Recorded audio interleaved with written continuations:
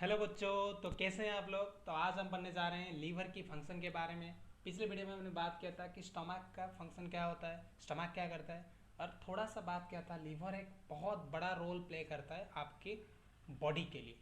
तो बहुत सारा फंक्शन ये बेचारा करता है। तो देखते हैं आज लीवर के बारे में डिटेल स्टडी। तो कॉपी और पेन निकालिए और पढ़ाई करना शुरू कीजिए। तो देखते हैं कैसे दिखता है हमारा लीवर। पहले ये क्या है, दिस इज आवर स्टमक। और ये क्या है, ये है डुओडेनम। ठीक है, ये क्या है, डुओडेनम। डुओडेनम। और यहाँ पड़ा होता है स्टमक के राइट साइड पे पड़ा होता है liver. Liver is a bilobed structure. इस तरह बाइलोब्ड स्ट्रक्चर, एक छोटा लोब और एक बड़ा लोब। ठीक है, छोटा सा लोब और बड़ा सा लोब से यहाँ से एक डक्ट आता है और यहाँ से एक डक्ट आता है। ये डक्ट को क्या बोलते हैं, हेपाटिक डक्ट बोलते हैं। Hepatic duct. और ये हेपाटिक डक्ट आने का बाद ये गॉल ब्लैडर के अंदर घुस जाते हैं। ठीक है, गॉल ब्लैडर यहाँ पड़ा होता है इस तरह। ओके, ये गॉल ब्लैडर के अंदर घुस जाते हैं ऐसा घुस के। क्यों, ये डायरेक्टली जा करके डिओडिनम में एक्ट नहीं करेंगे, ये उससे पहले गॉल ब्लैडर में घुसेंगे। छोटा सा ब्लैडर है, इसको बोलते हैं gall bladder. Gall bladder, gall bladder में घुस जाएंगे। और गॉल ब्लैडर का ये जो ओपनिंग है, ये ओपनिंग को बोलते हैं सिस्टिक डक्ट। क्या बोलते हैं, सिस्टिक डक्ट। अरे सिस्टिक डक्ट जो है, यहाँ से जो निकलेगा ये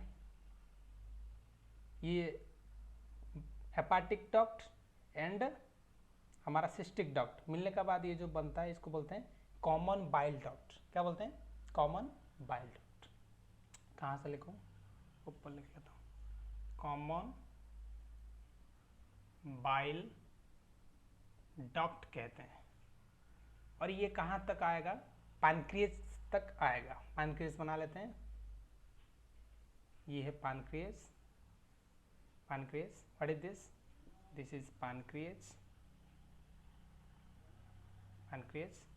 और पैनक्रियस में एक लंबा सा डक्ट है। ठीक है, ये छोटा छोटा डक्ट, ये बड़ा डक्ट से जॉइंट हुआ है। तो ये छोटे छोटे डक्ट को क्या बोलते हैं, pancreatic duct. Pancreatic duct. Pancreatic duct मिलते हैं ये लंबा सा डक्ट में। और ये जो आया कॉमन बाइल डक्ट, ये कॉमन बाइल डक्ट आकर के यहाँ जॉइन करेगा। तभी पैनक्रियास का ये जो है, इसको बोलते हैं हेपाटो पैनक्रियाटिक डक्ट। क्या बोलेंगे, हेपाटो पैनक्रियाटिक डक्ट। क्योंकि जो बाइल डक्ट है इसको भी हेपाटिक डक्ट कहते हैं। तो ये bile duct, common bile duct and pancreatic duct, ये दोनों मिलकर के ये बना है लंबा सा, इसको बोलते हैं हेपाटो पैनक्रियाटिक डक्ट। और एक नाम है, इसको बोलते हैं duct of Wirsung. Duct of Wirsung. Wirsung क्यों बुलाता है, ऐसे मैं याद करता था कि मतलब पैनक्रियास के पास लीवर का भी डक्ट आता है और उसका भी खुद का एक डक्ट होता है, इसलिए ये खुद को बहुत ज़्यादा वीर समझता है। खुद को क्या समझता है, वीर समझता है कि मेरा पास लीवर आता है, मैं कितना बड़ा शेर हूँ। ठीक है, इसलिए उसको डक्ट ऑफ वीर संग आता है। और ये जब आकर के डिओडिनम में खुलता है, उससे पहले थोड़ा सा मोटा हो जाता है, इस तरह मोटा हो जाता है। इसको बोलते हैं हेपाटो पैनक्रियाटिक एम्प्यूला। सिर्फ एम्प्यूला लिख लेता हूँ, आप समझ जाएंगे। एम्प्यूला, हेपाटो पैनक्रियाटिक एम्प्यूला बोलते हैं। और यहाँ से यहाँ एक स्फिंक्टर होगा। स्फिंक्टर क्या होता है, एक रबर की बैंड जैसा होता है, जिस जो कि ओपनिंग में लगता है स्टमक में। यहाँ पर एक लगा था, यहाँ पर भी एक लगा था ना। इसको गैस्ट्रोइसोफाइगल स्फिंक्टर बोलते हैं, इसको पाइलोरिक स्फिंक्टर बोलते हैं। ठीक इस तरह हेपाटो पैनक्रियाटिक डक्ट यानी डक्ट ऑफ विल्सन, इसका ओपनिंग को क्या कहते हैं? स्फिंक्टर ऑफ ओडाई, ऑडी भी कह सकते हैं, स्फिंक्टर ऑफ ऑडी। खत्म। तो ये था पैनक्रियास की स्ट्रक्चर, पैनक्रियास के डक्ट सिस्टम की स्ट्रक्चर।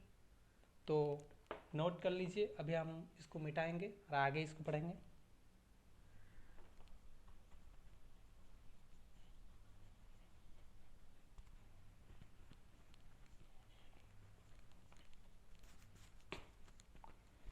अभी आगे पढ़ने से पहले एक छोटा सा बात मैं आपको समझाना चाहता हूँ।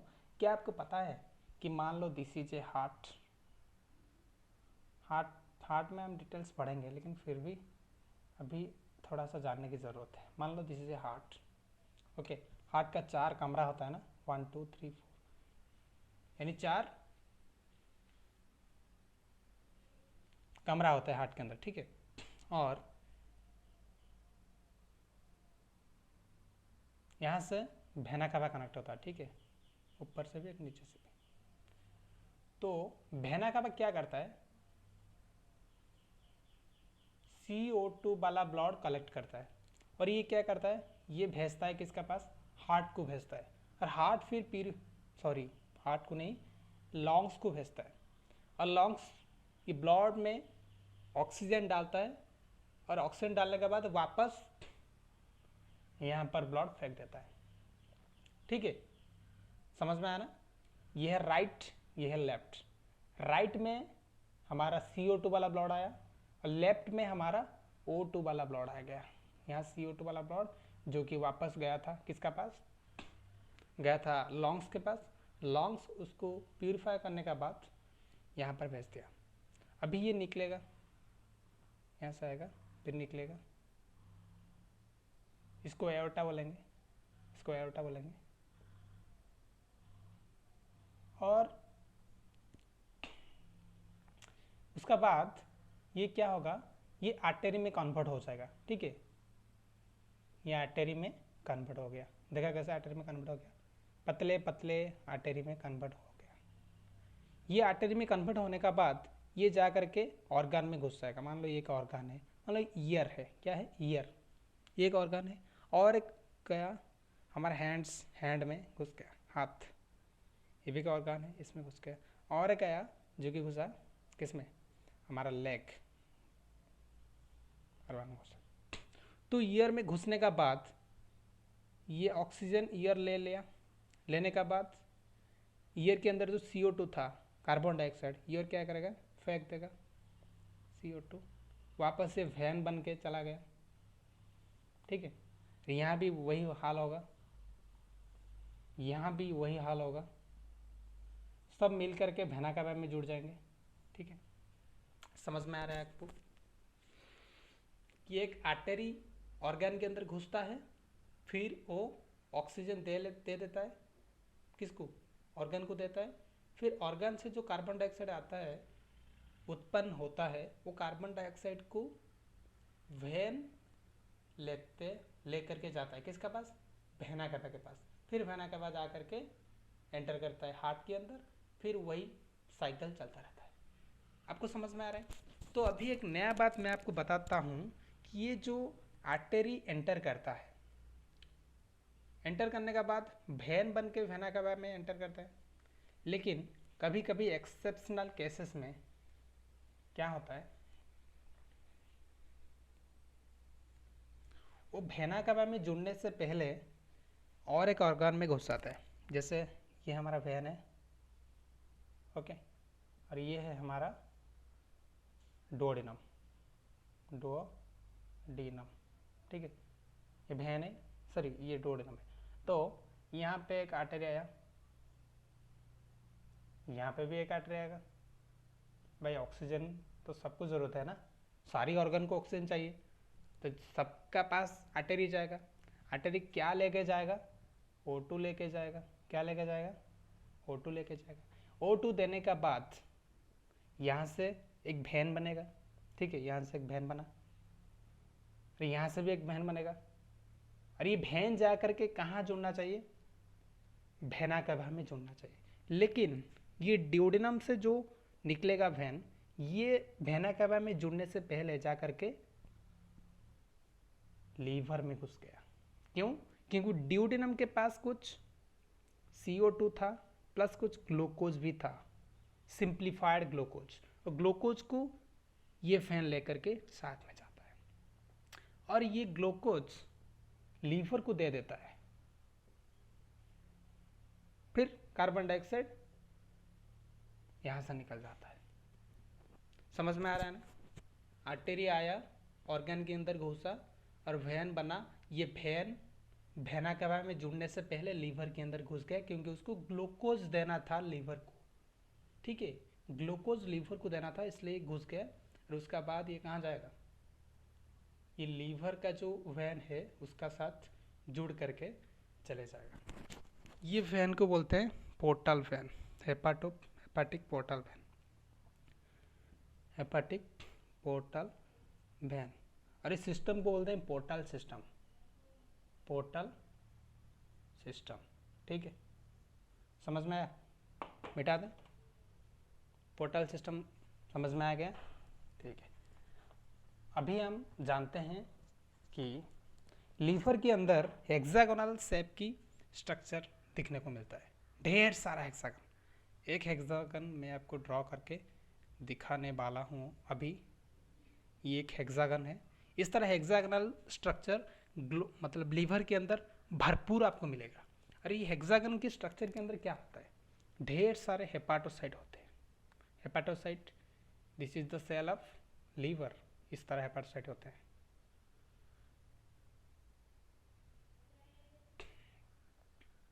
हर कोने में ये दिखने को मिलेगा।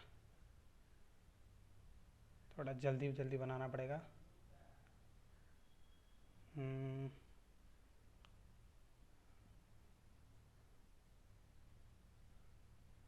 हो गया? अभी तक नहीं हुआ।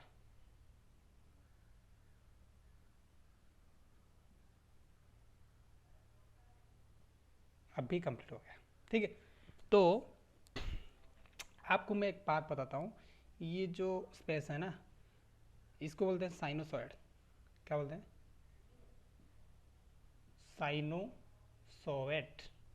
और हर कोने में 3 ओपनिंग होता है। कितना ओपनिंग? 3 ओपनिंग होता है। कितना ओपनिंग? 3 ओपनिंग होता है। पहला ओपनिंग को, एक ओपनिंग को बोलते हैं branch of hepatic artery. Branch of hepatic artery यानी यहां से आर्टरी घुसता है। आर्टरी कहाँ से आता है? हार्ट से आता है ना। ऑक्सीजन लेकर के आता है, ऑक्सीजन इसको देने के लिए आता है। यहाँ से ऑक्सीजन आता है, सारे सेल ले लेते हैं ऑक्सीजन, फिर कार्बन डाइऑक्साइड फेंक देते हैं। यहाँ आकर के कार्बन डाइऑक्साइड जम जाता है। ठीक है, कार्बन डाइऑक्साइड आकर जम जाता है। यहाँ भी वही हाल होगा। इसमें ऑक्सीजन आएगा, ऑक्सीजन एंटर करेगा, ऑक्सीजन को कौन लेगा? सेल्स ले लेंगे, फिर कार्बन डाइऑक्साइड को यहाँ फेंक देंगे। इस तरह का ये जो है ना, ये कंप्लीटली एक वैन बन जाएगा। यहाँ से एक वैन निकलेगा, रोज जाएगा हार्ट के पास। और ये है portal vein, branch of portal vein, branch of hepatic portal vein. Portal vein में आपको समझाया था। तो ये पोर्टल वैन कहाँ से आएगा? स्मॉल इंटेस्टाइन यानी ड्यूडेनम से आएगा। ड्यूडेनम से ग्लूकोज लेकर के आएगा और CO2 भी लेकर के आएगा। तो ग्लूकोज यहाँ पर जाकर के स्टोर हो जाएगा और CO2 क्या करेगा? यहाँ आ जाएगा। ठीक है, पहले से भी इसका पास CO2 आया था। कहाँ से? हेपेटिक आर्टरी से आया था। अभी हेपेटिक पोर्टल वेन से भी आएगा। तो दोनों एक साथ निकल जाएगा हार्ट के पास। समझ में आया? और एक बच गया, इसका नाम है bile duct. Bile duct, bile duct ये कैसे बनता है? ये बनता है, ये जो सेल है ना, ये सेल बाइल निकालते हैं, बाइल प्रोड्यूस करते हैं।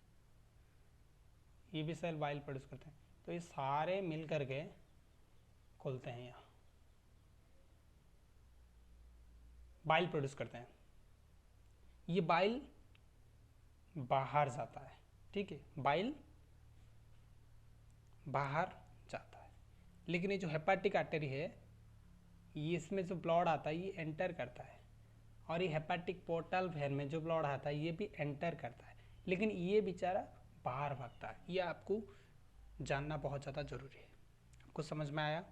और एक बात में छूट गया है, एक बात, ये जो ये जो क्या है, इसको जो हेक्सागोनल शेप है इसका एक कवरिंग भी है, उसको बोलते हैं ग्लीसन्स कैप्सूल। बहुत ज़्यादा काम करता है तो ग्लिसन तक करना चाहिए ना, यानी चिक चिक तक करना चाहिए ना, ग्लीसन्स कैप्सूल, ठीक है। और क्या बात है, आपको समझ में आ गया? तो ये तीनों जो ओपनिंग है इसको बोलते हैं, इसको क्या बोलते हैं, पोर्टल ट्रायड, पोर्टल ट्रायड बोलते हैं। समझ में आ गया आपको कि तीनों ओपनिंग क्या होता है? पहला ओपनिंग होता है ब्रांच ऑफ हेपाटिक आर्टरी जिसमें ब्लड एंटर करता है, और एक branch of hepatic portal vein जहाँ से ड्यूडिनम से ब्लड आ करके एंटर करता है, और ये एक बाइल डक्ट जो कि बाहर की तरफ जाता है। समझ में आ गया? अभी मिटा दे। अभी हम लोग पढ़ेंगे कि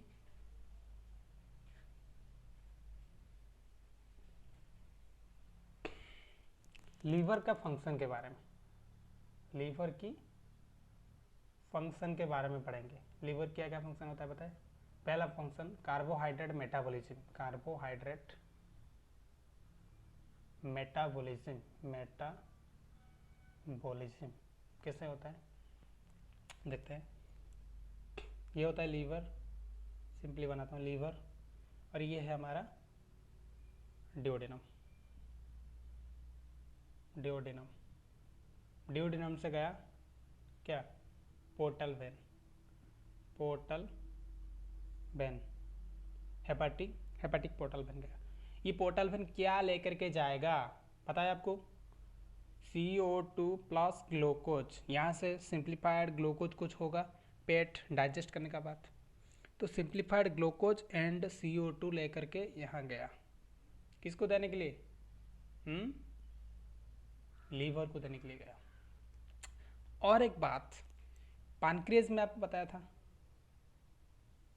पानक्रियाज है, पानक्रियाज में दो टाइप का सिक्रेशन होता है, enzyme as well as hormone, इसलिए इसको आइलेट्स सब लैंग्रांज भी बोला था। नहीं आइलेट्स सब नहीं, ये तो अलग ही बात, छोड़ो। अब बस इतना समझ लो कि ये एंजाइम भी सीक्रेट करता है, हार्मोन भी सीक्रेट करता है, ठीक है, एंजाइम भी हार्मोन भी सीक्रेट करता है। तो कुछ हार्मोन सीक्रेट करता है, उसका नाम इंसुलिन है। क्या? इंसुलिन। इंसुलिन क्या करता है पता है? ये जो ग्लूकोज गया ना पोर्टल वेन से, ग्लूकोज जो गया ना, ग्लूकोज को लेकर के यहाँ सुला देता है, यानी स्टोर करके रख देता है, ठीक है। ग्लूकोज को ग्लाइकोजन बना देता है, ग्लाइकोजन बना देता है, ठीक है, ग्लूकोज को ग्लाइकोजन बना देता है। कौन सा? इंसुलिन। ऐसे याद कर सकता हूँ, मतलब मैं शॉर्टकटली याद करता था कि इंसुलिन क्या करता है, ग्लूकोज को लेकर के सुला देता है, उसको लॉक करके स्टोर करके रख देता है कि तुम सो जाओ, अभी तुम्हारा काम कुछ भी नहीं है। फिर एक हार्मोन है पैनक्रियास से सीक्रेट होता है, उसका नाम है ग्लूकागॉन, ग्लूकागॉन। ऐसे समझ लो कि ग्लूकोज गॉन लेकर के आते हैं और क्या करते हैं, उसको धमकाते हैं कि तुम ग्लूकोज को सुला दिया हो, जल्दी से उनको उठाओ, काम में लगने हैं। यानी जब बॉडी को ग्लूकोज की ज़रूरत होता है तो वापस ग्लाइकोजन को ग्लूकोज में कन्वर्ट कर लेते हैं। कौन? ग्लूकागॉन। जब ग्लूकोज को ग्लाइकोजन में बदल देते हैं तब उसको स्टोर करके रखते हैं, और जब बॉडी को ज़रूरत पड़ता है तो ग्लाइकोजन को वापस ग्लूकोज में बदल देता है। कौन? ग्लूकागॉन। ये प्रोसेस का एक नाम है, उसको बोलते हैं ग्लाइकोजेनेसिस, ग्लाइकोजेनेसिस। और इसका भी एक नाम है, उसका नाम है ग्लाइकोजेनोलिसिस, जेनोलिसिस। लिसिस। जेनोलिसिस में क्या होता है? तोड़ फोड़ होता है। जेनेसिस में क्या होता है? पता ही होगा आपको। तो आपको समझ में आ रहा है, ग्लूकोज को ये क्या किया? स्टोर करके रखा। It is the store room of glucose. मिटा दे। अभी दूसरा फंक्शन देखते हैं। मेटाबॉलिज्म ऑफ कार्बोहाइड्रेट गया। अभी किसका मेटाबॉलिज्म देखेंगे? Metabolism of protein. और यहाँ घटेगा यूरिया साइकिल। यूरिया साइकिल ये भी करवाता है लीवर। कैसे कराता है देखते हैं। प्रोटीन क्या होता है पता है आपको? अमीनो एसिड होता है। अमीनो एसिड का स्ट्रक्चर आपने कभी देखा है? इस तरह होता है, कार्बन के साथ, कार्बन के पास साथ एक कार्बोक्सिलिक एसिड जुड़ा होता है और एक NH2 जुड़ा होता है और एक हाइड्रोजन जुड़ा होता है और क्या, सॉरी, आर। आर क्या होता है? CH3 कुछ भी ले लो। तो ये है हमारा एमिनो एसिड की क्या स्ट्रक्चर।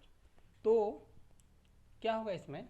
ये जो NH2 है ना, ये बॉन्ड ब्रेक डाउन होगा और NH2 कट के बाहर आ जाएगा। फिर NH2 NH3 में कन्वर्ट हो जाएगा। इसको एमोनिया कहते हैं, एमोनिया कहते हैं। ये बड़ा ही खतरनाक प्रोडक्ट है। This is a dangerous and harmful substance जो कि हमारा बॉडी से निकलना बहुत ज़्यादा जरूरी है। लेकिन एमोनिया को निकाल देने के लिए, बाहर फेंक देने के लिए बहुत ज़्यादा पानी की आवश्यकता है। नहीं, बहुत ज़्यादा पानी में इसको क्या करना पड़ेगा? मेल्ट करके आपको फेंकना पड़ेगा। इसलिए हम एमोनिया को नहीं फेंक सकते। सिर्फ जो पानी में रहते हैं ना एक्वाटिक एनिमल, वो फेंक सकते हैं, क्योंकि उसका वो तो पानी में रहते हैं ना, उनका पास बहुत ज़्यादा पानी है, तो फेंकने के लिए आसान होगा। लेकिन हम तो नहीं कर सकते। हम क्या करेंगे? अभी NH3 को यूरिया बनाएंगे। कैसे? Through urea cycle. Urea cycle दिख रहा है ना ठीक से? यूरिया साइकिल में हम यूरिया बनाएंगे। ये यूरिया साइकिल सिर्फ लीवर करता है, ठीक है। यूरिया साइकिल में यूरिया बनता है और यूरिया एक थोड़ा सा कम हार्मफुल सब्सटेंस है as compare to ammonia. Ammonia से थोड़ा सा कम है यूरिया, तो इसको आसानी से लिमिटेड अमाउंट ऑफ वाटर में घोल कर हम फेंक सकते हैं। समझ में आया? ये हमारा वेस्ट प्रोडक्ट निकल गया। भाई ये जो बच गया ना, ये जो बचा, इसका क्या करेंगे? क्या करेंगे इसका? ये भी लीवर क्या करेगा? इसको ग्लूकोज बनाएगा, ठीक है। आपको पता होगा कार्बोहाइड्रेट से सिर्फ ग्लूकोज बनता है, लेकिन नहीं, अभी एक नया बात आपने सुना ना कि प्रोटीन से भी ग्लूकोज बन सकता है। और कौन बनाता है? लीवर बनाता है। ये एक नया चीज़ है, इसलिए इसका नाम बोलते हैं ग्लूकोनियोजेनेसिस। ग्लूकोनियोजेनेसिस। ये बस याद करने की तरीका है, ऐसा थोड़ी ना है कि नया चीज़ बनता है इसलिए नियोजेनेसिस, ऐसा नहीं है। बस ऐसे याद कर लो कि एक नया प्रोडक्ट है, यानी आमतौर पे कार्बोहाइड्रेट से ही बनता है glucose. This is a non carbohydrate, non carbohydrate substance. ये कार्बोहाइड्रेट सब्सटेंस नहीं है, ठीक है। तो मिटा दें। ये था मेटाबॉलिज्म ऑफ प्रोटीन। अभी मेटाबॉलिज्म ऑफ लिपिड भी देखेंगे हम। मेटाबॉलिज्म ऑफ लिपिड यानी फैट। लीवर क्या करता है? ट्राईग्लिसराइड, ट्राईग्लिसराइड,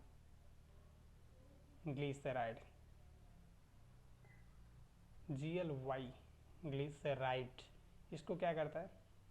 उसको भी ग्लूकोज बना देता है, उसको भी ग्लूकोज बना देता है। ये लीवर करता है, ठीक है। लीवर कार्बोहाइड्रेट का भी मेटाबॉलिज्म करता है, प्रोटीन का भी करता है, लिपिड का भी करता है, और किसका करता है पता है? मेटाबॉलिज्म ऑफ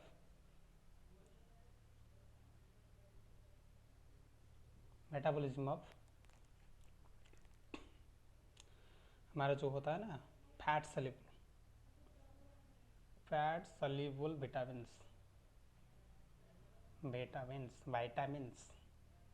फैट सल्यूबल कौन होते हैं भाई? ए डी ई के आपको पता ही होगा, बचपन से आप जानते हैं कि ए डी ई के फैट में डिजोल्व हो जाते हैं और पानी में डिजोल्व होते हैं कौन? B C, vitamin B C. ये वाटर सल्यूबल होते हैं, वाटर सल्यूबल। इसमें हम पानी में सल्यूबल, पानी में ये मेल्ट हो सकता है कौन? विटामिन बी एंड सी। लेकिन ए डी ई के ये फैट सल्यूबल है, तो इसको मेटाबॉलिज्म करने के लिए मदद करता है हमारा लीवर बारे भैया। चौथा, अरे चौथा क्या लिख दिया भाई? कितना बात हो चुका है ना, कार्बोहाइड्रेट गया, ये 1 कैसे हो सकता है? पागल थोड़ी ना है, ये 3 हो सकता है, ये 4 हो सकता है, ये 5। ओके, तो और क्या करता है और पता है? It forms active vitamin D.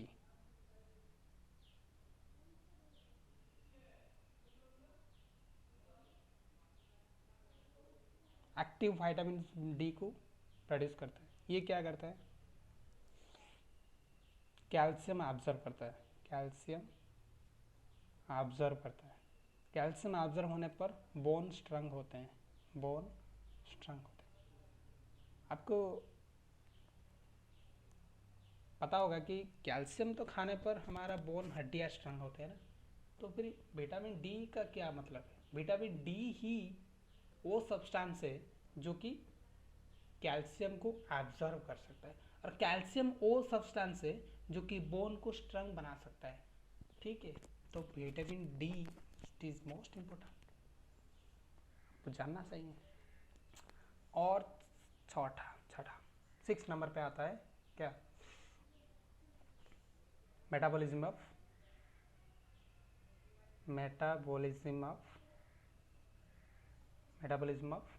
Drugs and क्या? Metabolism of drugs and alcohol. Drugs and alcohol को भी मेटाबॉलिज्म करता है। कैसे? जो हम शराब पीते हैं ना, शराब पीते हैं, मेडिसिन खाते हैं, ड्रग्स मतलब वो ड्रग्स वाला नहीं है भाई, ड्रग्स मतलब मेडिसिन, उसको हम ड्रग्स, तो उसमें से कुछ वेस्ट प्रोडक्ट रहता है ना, और वेस्ट प्रोडक्ट को कैसे फेंकेंगे हम? किसकी मदद से फेंकेंगे? उसको लीवर का हेपाटोसाइट जो होता है, हेपाटोसाइट सेल होता है, पता था ना? सेल का नाम क्या था? सेल का नाम था हेपाटोसाइट, शायद मैं लिखा नहीं ना, हेपाटोसाइट। ये है लीवर की सेल, ठीक है, लीवर की सेल के नाम हेपाटोसाइट। तो हेपाटोसाइट क्या करता है? ड्रग्स एंड अल्कोहल का जो वेस्ट प्रोडक्ट होता है उसको फेंकता है बाहर, ठीक है। जो बहुत ज़्यादा एक्सेस अल्कोहल पीते हैं ना, शराब पीते हैं, उनका हेपाटोसाइट डैमेज होना शुरू हो जाता है। क्या होना शुरू हो जाता है? डैमेज होना शुरू होता है। जब हेपाटोसाइट डैमेज होता है ना, तब एक डिजीज होता है, उसका नाम है सिरहोसिस।